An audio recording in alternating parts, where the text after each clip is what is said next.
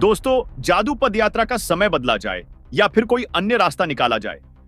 इसके अलावा प्रेमानंद जी महाराज की यात्रा में हर दिन हजारों की संख्या में लोग इकट्ठा होने लगे थे। प्रशासन को डरा कि कितनी भीड़ को संभालना मुश्किल हो सकता है। हाथरस में हुए सत्संग हादसे के बाद से प्रशासन और भी ज्यादा सतर्क हो गया है। उनका कहना है कि अगर इतनी भीड़ एक जगह जमा होगी तो यह कानून व्यवस्था के लिए एक खतरा बन सकता है।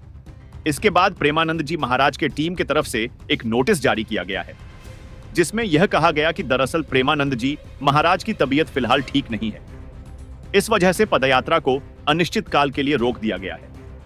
हालांकि यह बात किसी से छिपी नहीं है कि उनकी दोनों किडनियां खराब है और वे पिछले 17 सालों से डायलिसिस करवा रहे हैं। लेकिन जब भी इतने वर्षों से इस यात्रा को कर रहे थे और उनके स्वास्थ्य की स्थिति पहले भी ऐसी ही थी, तो फिर अचानक यह फैसला क्यों लिया गया? लेकिन इन सभी कारणों से हटकर एक तीसरी और सबसे चौंकाने वाली बात यह भी सामने आ रही है कि कहीं यह सब एक गहरी साजिश का हिस्सा तो नहीं? कहीं यह सनातन धर्म को कमजोर करने की कोई चाल तो नहीं? यह पहली बार नहीं है जब किसी सनातनी संत को इस तरह से रोका गया हो। इतिहास गवाह है कि सनातन धर्म को कम करने की साजिश में लगातार रखी जाती रही है। कभी मंदिरों को निशाना बनाया जाता है, कभी सनातन संतों को झूठे आरोपों में फंसाया जाता है और कभी उनकी धार्मिक परंपराओं को जबरन बंद कराया जाता है। प्रेमानंद जी महाराज की पदयात्रा कोई राजनीतिक रैली नहीं थी, नहीं, यह किसी प्रकार का आंदोलन था। यह एक आध्यात्मिक यात्रा थी जिसमें सिर्फ प्रेम, भक्ति और श्रद्धा की रात्रि से क्यों रोका गया? क्या यह उन ताकतों की साजिश है जो नहीं चाहती कि सनातन धर्म से लोग जुड़े रहे? ऐसा क्यों होता है कि जब भी कोई संत लोगों को धर्म और संस्कृति की ओर मोड़ने, तब अचानक उस पर किसी ना किसी बहाने से रोक लगा दी जाती है? क्या यह एक सोची समझी रणनीति नहीं है कि धीरे धीरे लोगों को सनातन धर्म से दूर कर दिया जाए?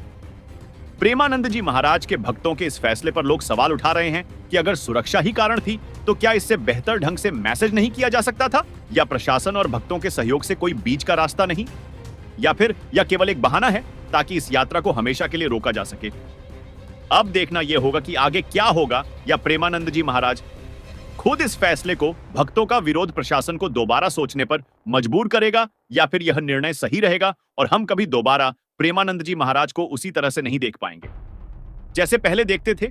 अब फैसला आपके हाथ में है। क्या आपको लगता है कि इन महिलाओं का और इस प्रशासन का यह कदम सही है?